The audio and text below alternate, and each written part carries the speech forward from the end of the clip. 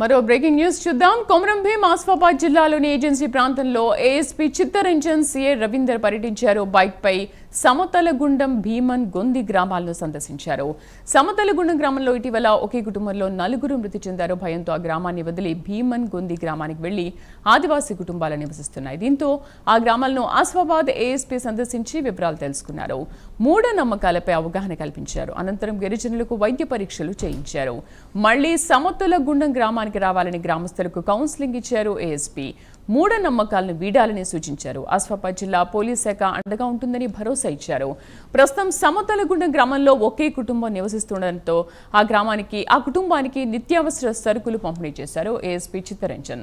తమకు ration card లేవని, pension రావడం లేదని గిరిజనులు ఏఎస్పీ దృష్టికి తీసుకెళ్లారు. సంబంధిత అధికారులతో మాట్లాడి సమస్యలు పరిష్కరించే దిశగా చర్యలు తీసుకుంటారని ఏఎస్పీ చిత్తరంజన్ హామీ ఇచ్చారు. మా కరెస్పాండెంట్ చంద్రశేఖర్ పూర్తి సమాచారం అందిస్తారు. చంద్రశేఖర్, అసలు ఏం జరిగింది ఆ గ్రామంలో?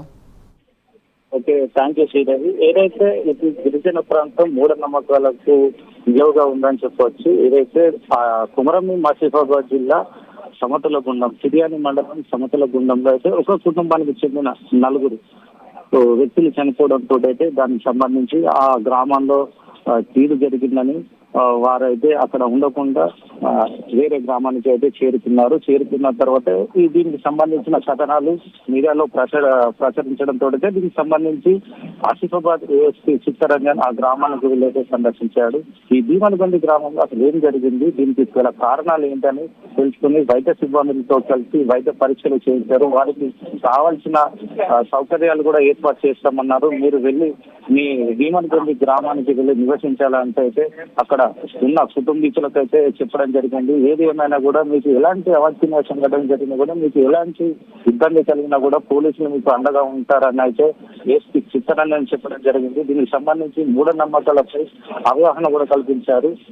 మీకు ఎలాంటి ఇబ్బంది ఉన్నా పోలీసులు మీ వెంట ఉంటారని అయితే ఏఎస్పీ చెప్పడంతో పాటు వారికి నిత్యావసర వస్తువులు కూడా అందజేశారు. వారికి అన్ని ఏర్పాట్లు చేస్తామని కూడా హామీ ఇచ్చారు. Sridevi. Right Chandrashekar, thank you.